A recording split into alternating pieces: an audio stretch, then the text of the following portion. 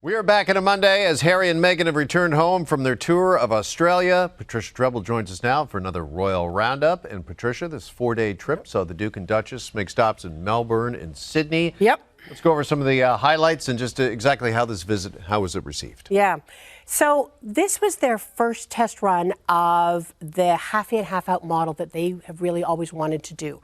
So they're combining charity work with commercial ventures. And it started off really well.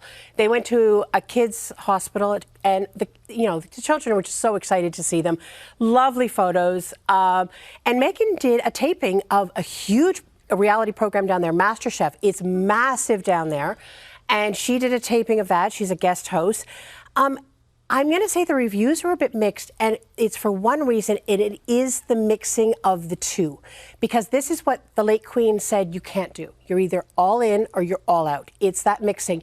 And where it came in is that Meghan has a new venture. So remember last year she was getting a cut off sales of her clothes from the Shop My page, and then it went down. She's got a new one. It's called One Off.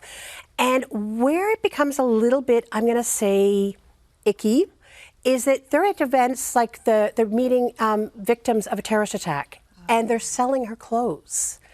And that becomes a little problematic. Now, this is the test run. I really do think that they're just looking at it. They're going to see how the reactions go. They'll tweak it. I think we're going to see this again in other places. Okay. Now, I think something along with this tour, there's something sweet waiting for them when they returned home from their kids. I loved it because they were away for a whole week. Because remember, the travel is just so long. Yeah. And so there's a big welcome home banner. And then she showed all the books that they had gotten, and they got Tim Tams. Because, of course, you have to buy Tim Tams if you're in Australia. You must buy Tim Tams. I have an unhealthy obsession with Tim Tams. I think of them. Exactly.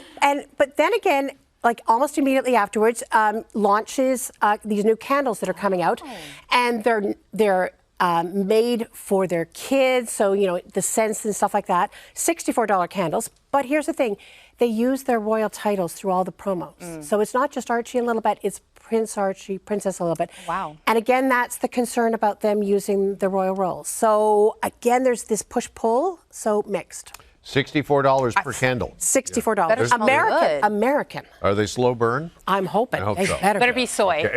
Soy wax. All right. Meanwhile, after months of being out of the public eye, we now know the whereabouts of Sarah Ferguson. What's the latest here? This is something. So she went to ground as the Epstein scandal was exploding, and nobody could find her. The Sun tracked her down. Never underestimate a British paper to find somebody, to a luxury spa in Austria. And she's apparently been staying, holed up in her $4,000 a night hotel room. Now, I don't think she's paying that, but she's apparently been there for quite some time. No sign of leaving. Oh, wow. Yeah.